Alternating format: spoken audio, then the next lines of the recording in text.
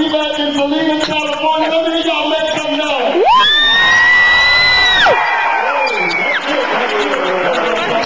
Oh, I love you, but I don't like our angels. They're the weirdest angels I've ever seen. You know, they don't follow the script. You know, they make fun of the pastor. They think they can sing. I tell them not to sing. They sing. They want to set up and have autographs next to you outside. Hey, I'll give y'all voice lessons after the I show. don't think you can. But listen, people want to hear about what it's like to compete before 30 million people on TV. Oh, yeah. And 6 months of competition, always fresh songs, over and over. You make it so far. Yes. And then my old friend Simon says some pretty bad stuff about you. You get voted off. Yes, So he did. tell us what he said. He said, George, you're an old man. Everything about you is old. You sound old, you look old, and everything is old. He said you should be singing at funerals, weddings, bar mitzvahs, and stuff like that. I actually thought that was a great thing, Pastor Mike. You know, until they sent me home right before they chose the final 32, and there I was sitting watching the television, and then when he said all those things, I said, that wasn't good. You know?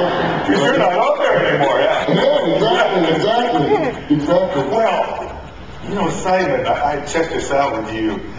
I think he says a lot of bad things, and I throw things at the TV, probably like a lot of these people do, and him get so mad at what he says.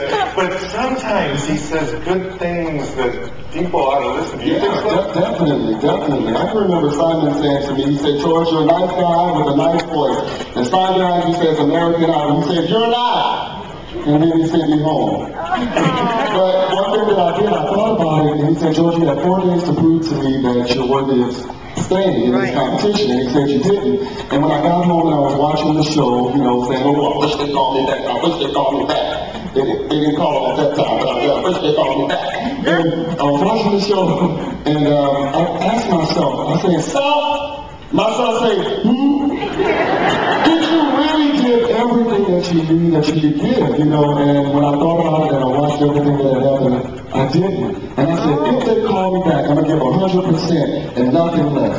Yeah, and so he calls you back, but I don't think a lot of people know that there was a lot of influence on Simon. Talk about that for calling you back. Wow, you know, I just thank God for the joy, His joy that lives inside of me. I try and express it and share it with the world, you know, and it's amazing because there was a lot of, there were cameramen taking me behind the scenes, and when I was sent home, a lot of the staff had gone to Simon Cowell and some of the producers and said, you have to take a look at this guy again. You know, you got to watch him, and they brought me back to the show. That was part of the reason, you know. And what did Simon say when he brought you back? Well, when he brought me... There's some people here tonight who have had setbacks, and maybe they're giving up hope. What'd you learn from this? Well, the biggest thing that I learned from American Idol, if I had gone in with the perception that, you know, I'm a nerd and I'm not going to make it far in the competition, I would have never known that I would have made it as far as I did. And one thing that I want to do, I want to encourage y'all to let y'all know, whatever you're going through, I don't care what you're going through, don't give up. That's right. Don't give up, because you never know what's coming in here. But don't give up, and if you keep on pressing, I guarantee there's light somewhere at the end of that tunnel. Yes. Don't give up. That's so good. And, you know, I think people may not know that when you were a kid, you were growing up in the projects in New Orleans. And you had to deal with a lot of criticism, didn't you? Yes, I did. Tell us how you handle criticism and keep your joy. Wow, first dealing with Simon, I can tell you one thing that helped me to deal with Simon Cowell's criticism is because I was criticized a lot growing up in, you know, elementary school, junior high school, and even in college. I can remember sitting in one of my classes, and one of these guys, Moses Washington, who's my best friend now, when I first walked into one of the classes, he looked at me and he said, don't that dude look like Bill Cosby? And I said, oh, Lord, here we go again. So I said, well, Lord be cagey. I told Theo to go down and get some pretty.